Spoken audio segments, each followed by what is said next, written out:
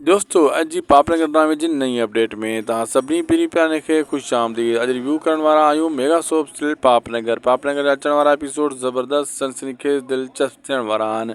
हिन में दोस्तों तव्हां ॾिसंदो त हाणे मां तव्हांखे अॻे ई ॿुधायो हो दोस्तों त मंठार जॾहिं शेरदिल सां सामनो कंदो त नाकाम थी वेंदो। यको मां तव्हांखे अॻे ॿुधाईंदो आहियो अपडेट्स में। तव्हां ॾिठो जॾहिं मंठार शेरदिल जे साम्हूं आयो ठकाव ॾेई भॼी वियो ऐं मंठार बलाज खान जे अॻियां बि कूड़ो साबित थियो त हीअ जेको आहे न ग़रीबनि जे मथां मंठार चढ़ियो थो वञे।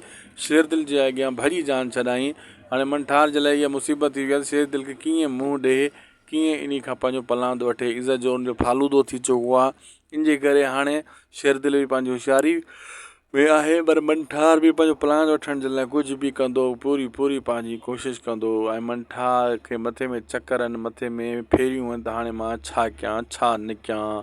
दरअसल दोस्तों ये अचण वारे एपिसोडनि में इहे सीन तव्हांखे ॾिसण वटां मिलंदा। अॼु जी अपडेट पुगी पंहिंजी पुॼाणी ते। अगरि तव्हांखे अपडेट सुठी लॻी त महिरबानी करे उदासी टेक यूट्यूब चैनल खे ज़रूरु सब्सक्राइब लाइक शेयर करे छॾींदा। ही अव्हांजो ई पंहिंजो चैनल आहे। मिलंदासीं तव्हां सां की नेक्स्ट वीडियो में, हिकु धमाकेदार वीडियो में, ज़बरदस्त वीडियोज़ में।